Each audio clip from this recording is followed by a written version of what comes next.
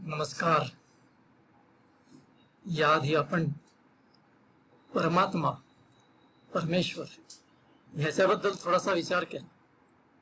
आता आपण जीवात्मा म्हणजे काय आणि त्याच्याबद्दलच्या संकल्पना गीतेमधून काय मला समजल्या ते आपण आता पाहायला लागू. परमात्म्याचा एक अंश जीवात्मा म्हणून एक शरीर धारण करून या जगात येतो, पण आत्मा स्वतः शरीराला येणारे अनुभव तटस्थपणे पाहणारा प्रेक्षकच असतो. त्या अनुभवांना बरे वाईट ठरवणारे मन असते, आत्मा नाही. शरीर व अहंकार यांना येणारे अनुभव मन त्याच्या मोजपट्टीने मापते आणि काही विशिष्ट मापदंड लावून त्यांना चांगल्या वाईटांची लेबले लावते. हे मापदंड ठरलेले असतात. उदाहरणार्थ, आपल्या स्पर्शेंद्रियाला किती तापमानाच्या वर गरम वाटेल व किती तापमानाच्या खाली थंड वाटेल याचे मापदंड ठरलेले असतात. त्यानुसार मनाला सुख किंवा दुःख वाटते, परंतु आत्म्याला सुख दुःख या भावना नसतात. तो तटस्थ असतो. साधकाने हे लक्षात घ्यायला हवे आणि ते स्वतःवर ठसवून घ्यायला हवे, जेणेकरून आपली जाणीव अधिकाधिक आत्म्यासोबत राहील व मनासोबत कमी. या सृष्टीतील प्रत्येक वस्तू त्रिगुणांच्या म्हणजेच सत्व, रज व तम यांच्या विशिष्ट मिश्रणाने बनलेली आहे. तीन गुणांच्या प्रमाणानुसार आणि त्यांच्यामधील समतोलाच्या आधारावर त्या वस्तूचे गुणधर्म बनतात. आपण या त्रिगुणांकडे आपल्या शरीर पेशींमधील जनुके म्हणजेच इंग्लिशमध्ये जीन्स म्हणतात असे पाहू शकतो.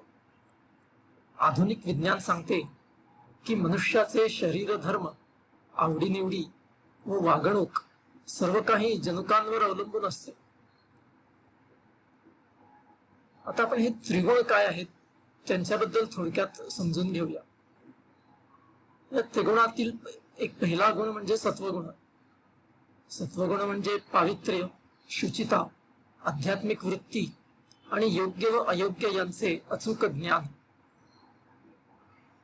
या गुणाचे प्राबल्य असलेला मनुष्य ऐहिक जगात कमी रस घेतो व अध्यात्माची कास अधिक धरतो.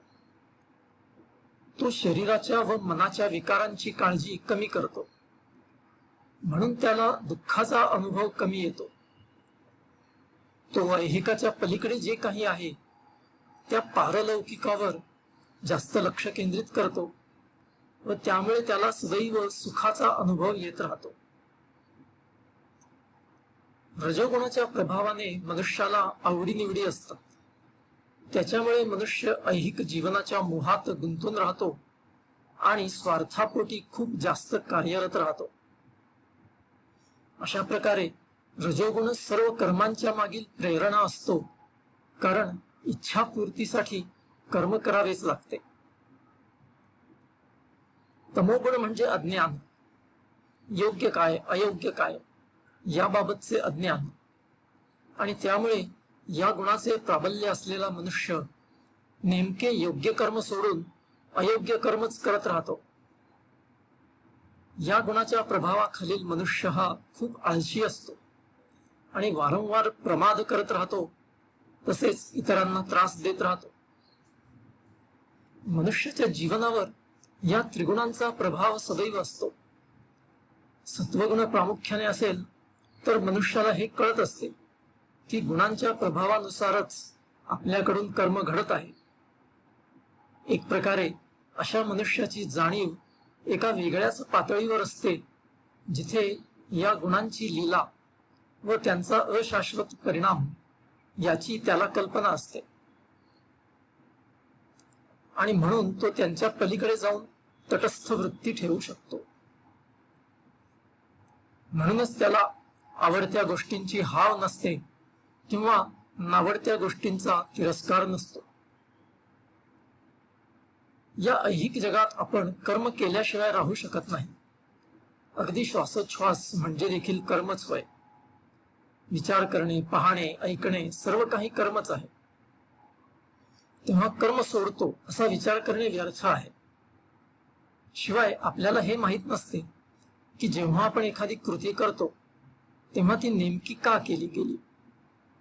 ज्या विचार प्रक्रियेमुळे आपण एक विशिष्ट कृती करण्याचा निर्णय घेतला त्या आपल्या विचारावर सुद्धा आपले नियंत्रण नसते. आपला स्वभाव आणि आपले पूर्वसंस्कार त्यासाठी कारणीभूत असतात. आपला स्वभाव म्हणजे आपले त्रिगुणांचे वैयक्तिक मिश्रण असे आपण म्हणू शकतो. दुसऱ्या शब्दात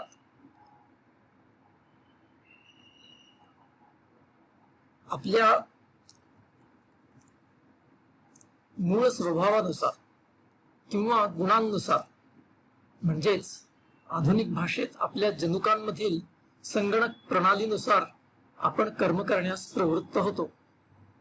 तेव्हा आपण कर्म टाळण्याचा व्यर्थ प्रयत्न करू नये. आता आपण ह्या जगात आणि विशेषतः आपल्या देशात जी वर्णव्यवस्था आहे त्याच्याबद्दल थोडक्यात पाहूया. आता आपण आधी पाहिले की प्रत्येक व्यक्तीमध्ये ज्या प्रकारे त्रिगुणांचे मिश्रण असेल त्यानुसार त्याचे गुणदोष, सामर्थ्य आणि आवडीनिवडी वगैरे सर्व काही ठरते. वर्णव्यवस्था ही याच तत्वावर आधारित आहे, जेणेकरून प्रत्येक व्यक्ती ही त्याला योग्य असेल अशा उद्योग व्यवसायाद्वारे स्वतःचे व स्वतःच्या कुटुंबाचे पालन पोषण करू शकेल. हे स्पष्ट आहे की वर्ण हा जन्मजात आणि वाडवडिलांकडून मिळालेला नसतो, तर ज्याच्या त्याच्या स्वभाव व कुवतीनुसार ठरावा. म्हणजेच याचा अर्थ असा की ब्राह्मणाचा मुलगा जर बुद्धीने कमी असेल तर त्याने केवळ जन्माने ब्राह्मण म्हणूनच ब्राह्मण कर्म करू नये. तसे केल्याने त्यालाही आनंद मिळणार नाही व ते काम पण तो नीट करू शकणार नाही. उलट त्याने एखादे शारीरिक श्रमाचे काम करायला काही हरकत नाही, ज्यात बुद्धीची फारशी गरज नसेल. किंबहुना तो तशा कामात जास्त आनंदी राहू शकेल. परिणामतः तो जन्माने ब्राह्मण कुटुंबात आला तरी त्याचा वर्ण शूद्रच समजावा. उलट पक्षी एक बुद्धिमान मनुष्य जरी एखाद्या महाराच्या शूद्राच्या पोटी जन्माला असला तरी त्याने शिक्षण घेऊन स्वतःच्या गुणांच्या जोरावर ब्राह्मण कर्मे करून ब्राह्मण म्हणवून घेणे योग्य होईल. उदाहरणार्थ डॉक्टर बाबासाहेब आंबेडकर.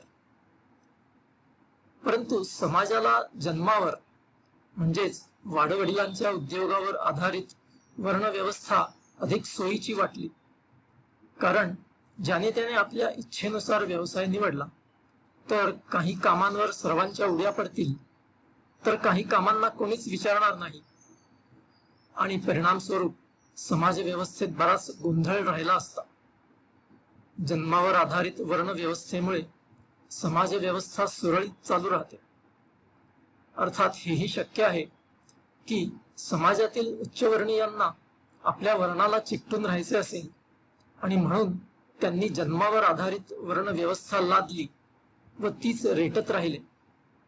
तरी पण गीतेमध्ये वर्णव्यवस्था जन्मावर आधारित असल्याचे अजिबात सांगितलेले नाही व हे स्पष्ट केलेले आहे की वर्णव्यवस्था ही ज्याच्या त्याच्या गुणकर्मानुसारच असावी.